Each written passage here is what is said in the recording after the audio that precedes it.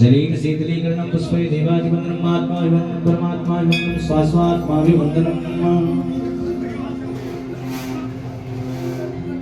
भगवान की आरती दर्शाएं और हाथों में पुष्प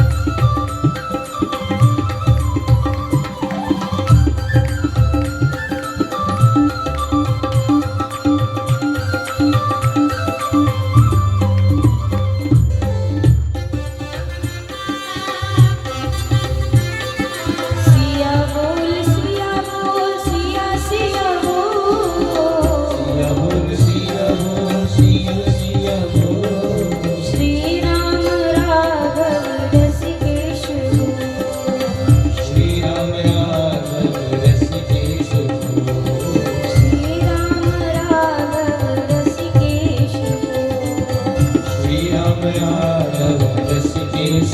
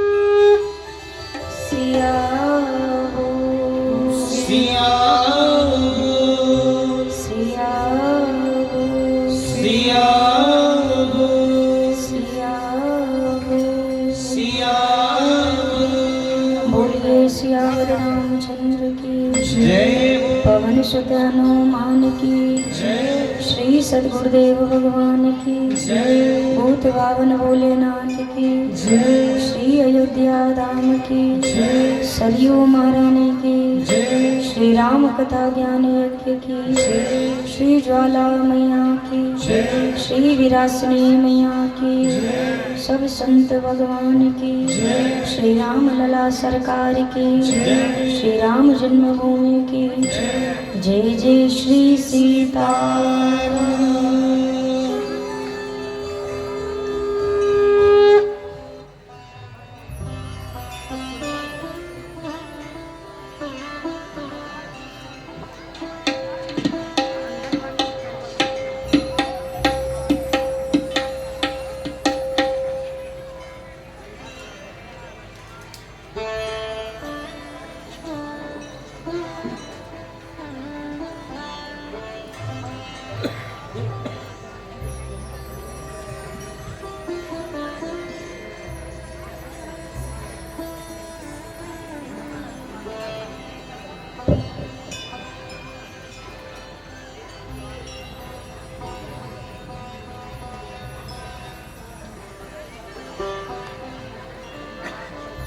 परम मंगल में परात्पर अखिलेश्वर अनंत कोटि ब्रह्मांड नायक राजराजेश्वर राघवेंद्र सरकार की वांगमय प्रतिमूर्ति श्री रामचरितमानस जी को बारंबार प्रणाम।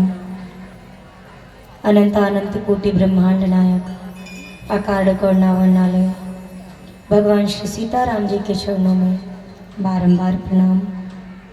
श्री राम कथा के रस रसिक अनंत बलवंत अंजनी नंदन वायुपुत्र श्री हनुमान जी महाराज के चरणों में बारंबार प्रणाम। प्रातः स्मरणीय एवं वंदनीय अनंत श्री अलंकृत पूज्य श्री सद्गुरुदेव भगवान के चरण कमलों में बारंबार प्रणाम। उचेहरा धाम के इस पवित्र गोधरा पर विराजमान आदिशक्ति जगदम्बा श्री ज्वाला मैया के चरणों में बारंबार प्रणाम। श्री विरासनी मैया के चरण कमलों में बारंबार प्रणाम। श्री राम कथा में उपस्थित विराजमान सभी देवी देवता व इस नगर क्षेत्र के अंतर्गत विराजमान समस्त देवी देवताओं के चरणों में मेरा व्यासपीठ से बारंबार नमन बारंबार प्रणाम। सन्मुख विराजमान संत चरणों में मेरा व्यासपीठ से सादर नमन। राघव जी की यह परम पावनी रसमयी श्री राम कथा जिसके आज अष्टम दिवस के सत्र में उपस्थित है सभी श्रोता महानुभाव, सभी माताएं बहनें, भक्त टीवी चंद्रकला यूट्यूब चैनल के माध्यम से कथा का लाइव प्रसारण सुन रहे सभी कथा रसिक जन, जहाँ तक मेरी आवाज़ पहुँच रही है आप सभी लोगों को व्यासपीठ की ओर से मेरा सादर जय सिया राम। रघुनाथ जी की कृपा से,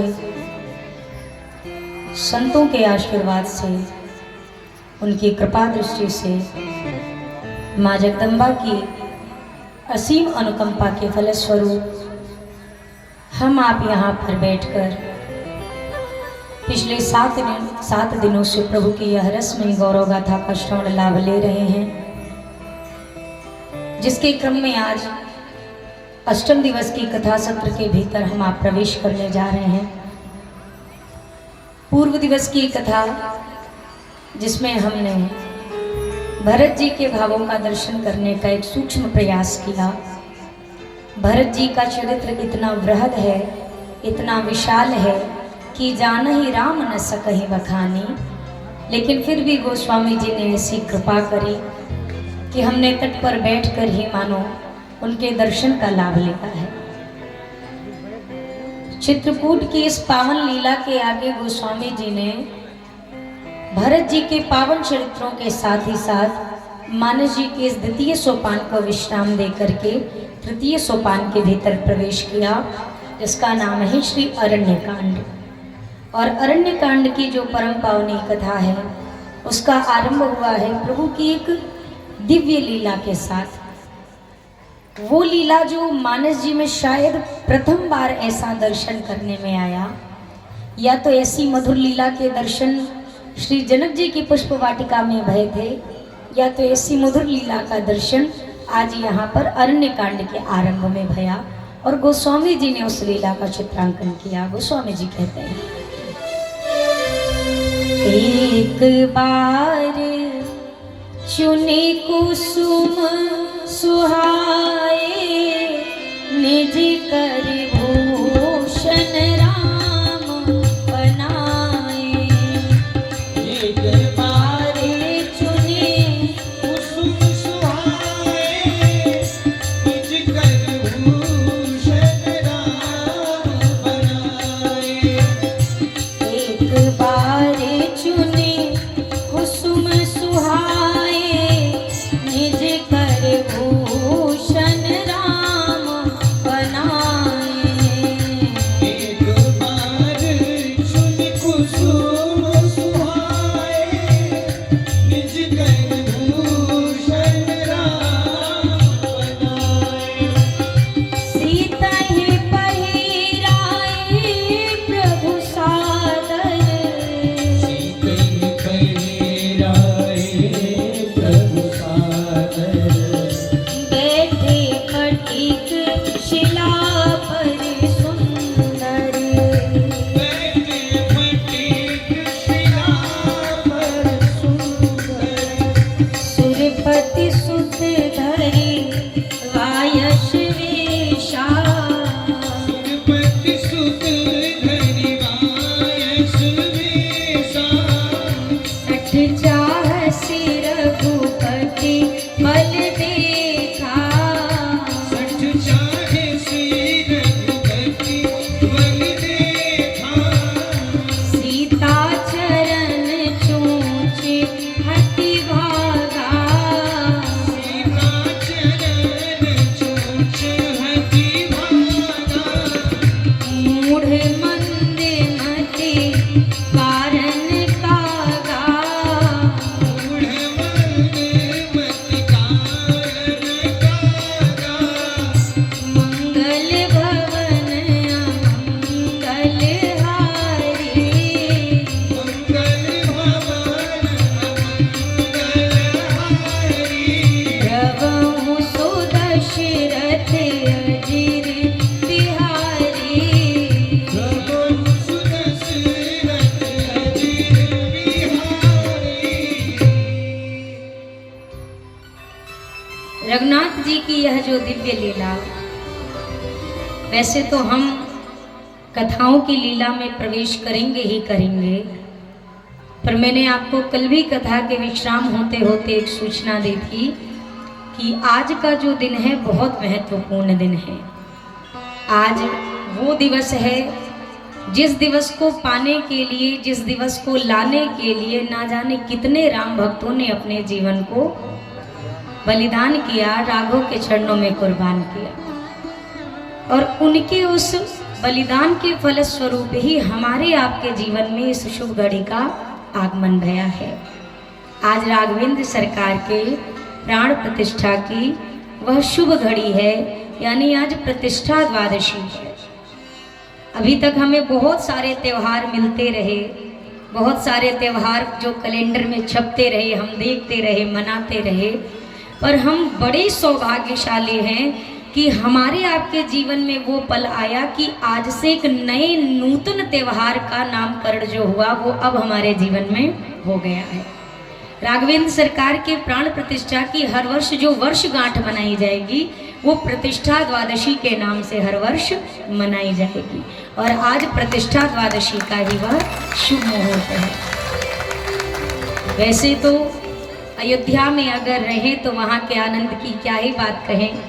अब हमें शरीर से तो जाने का मौका नहीं मिला, हमने तो टीवी में ही देख के रामलला की आरती उतार ली, लेकिन फिर भी मानसिक भाव से यही श्रद्धा रखें, यही भाव रखें कि हम अयोध्या नहीं आ सकते पर अवध के हमारे रामलला तो हमारे मध्य ही बैठे हैं।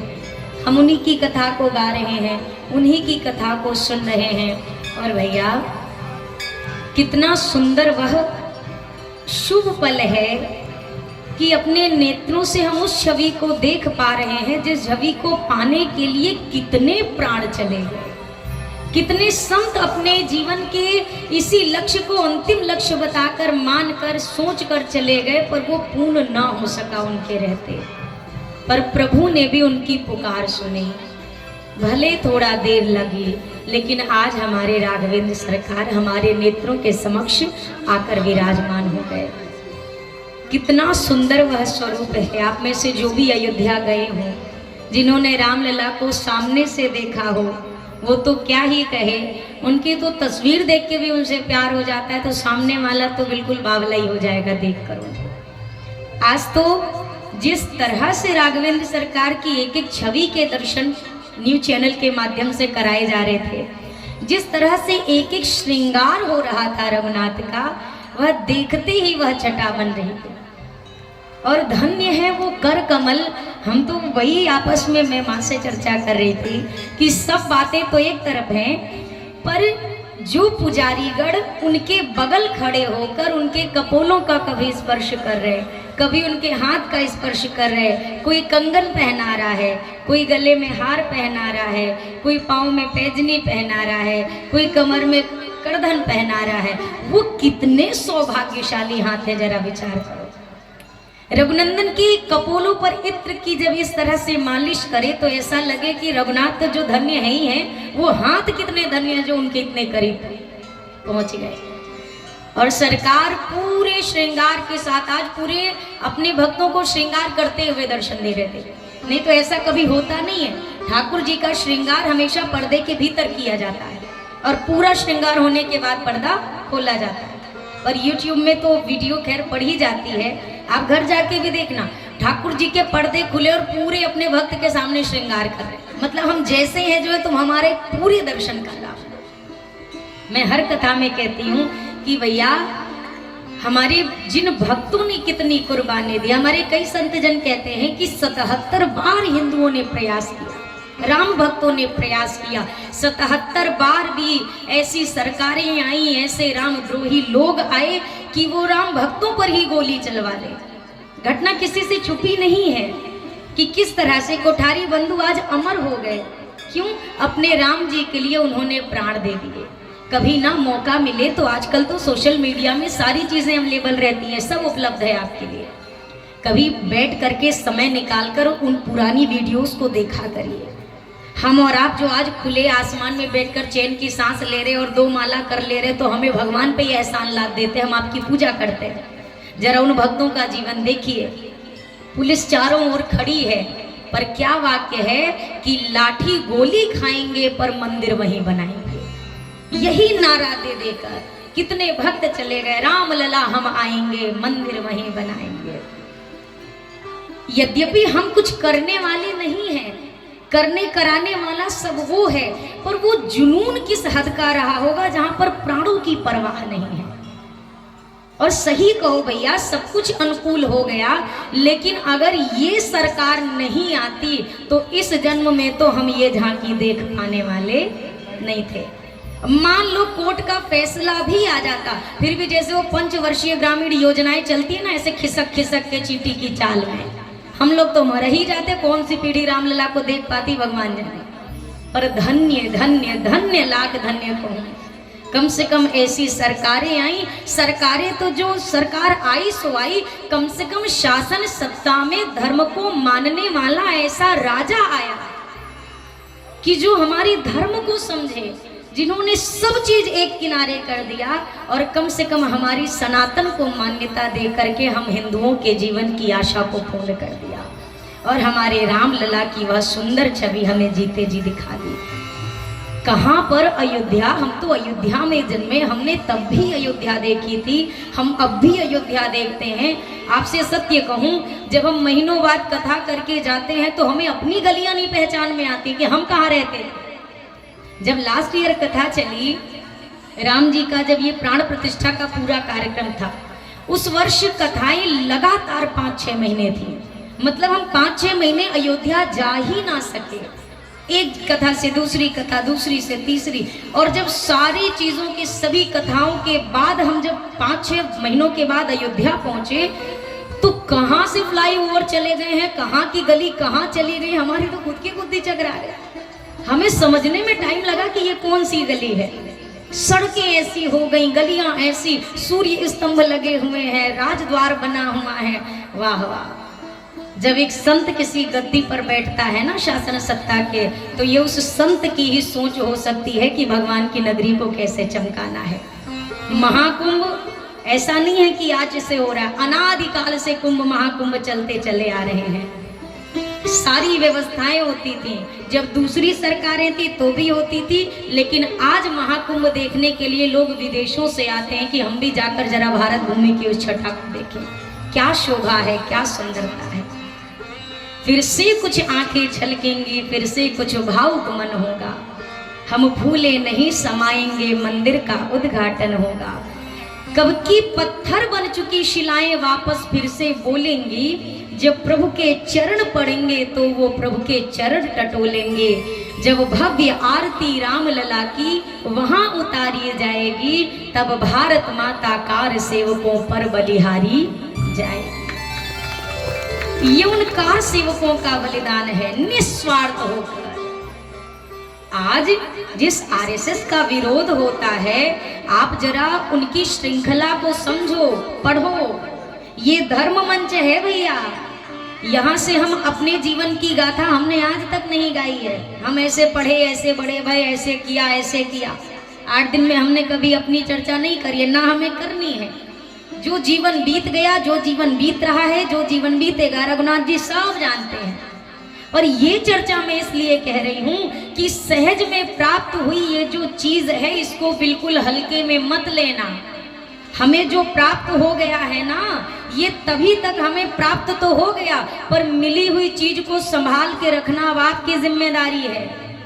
जरा सा कमजोर पड़ गए ना, तो दूसरी पार्टी के लोग अभी भी यही कह रहे हैं, हमारा नंबर आने दो। एक बार तोड़ा था, दोबारा तोड़ेंगे।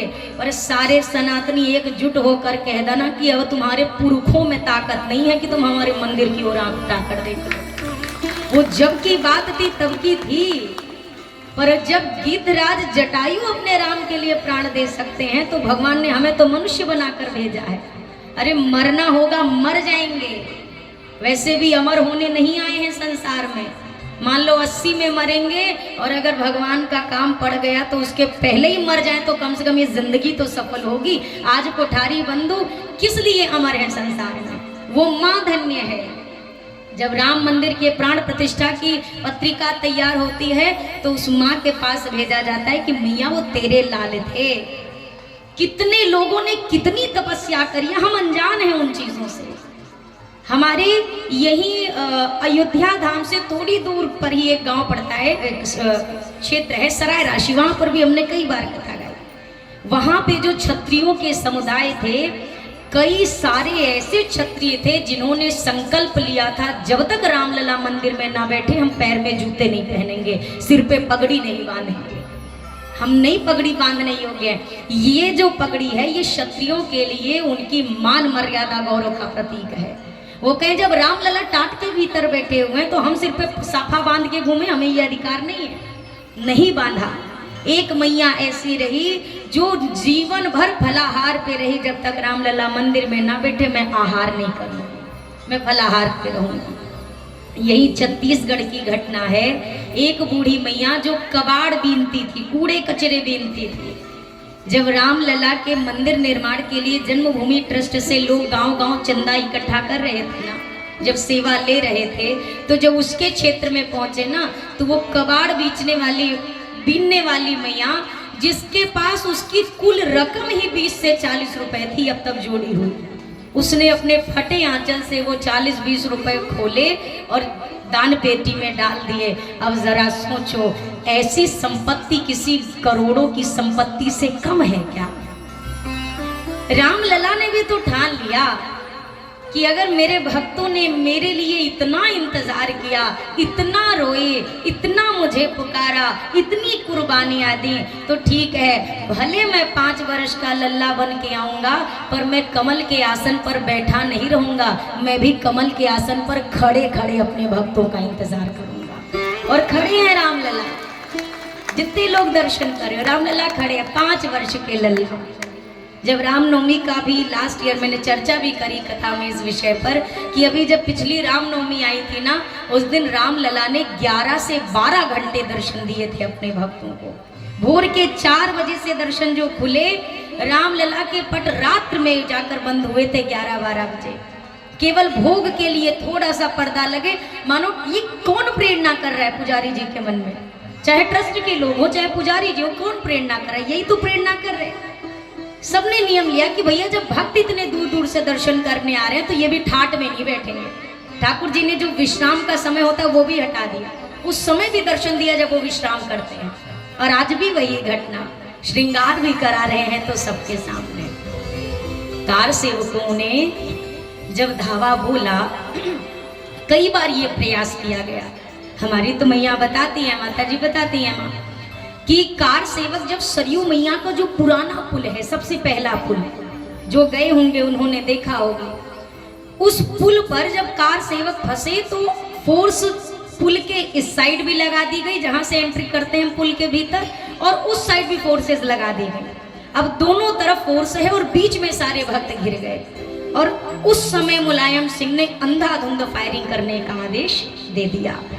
अब ऐसी फायरिंग की गई, जो शहीद हो गए उनको भी उठाकर सीधा सरयू में फेंक दिया, और जिनके भीतर प्राण थे उनको भी सीधा के सीधा सरयू में प्रवाहित कर दिया।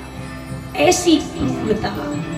और आप ध्यान रखिए, जब श्री राम जन्मभूमि के लिए निर्माण के लिए वो जो विवादित ढांचा तैयार किया गया था, जब उस ढांचे को गिराया गया, उस समय भी हमारे जो मुख्यमंत्री थे श्री कल्याण सिंह जी, जब मीडिया ने कहा कि आपने जो भीड़ बुलाई उन्होंने ऐसा कर दिया, कार सेवकों ने ऐसा किया वैसा किया,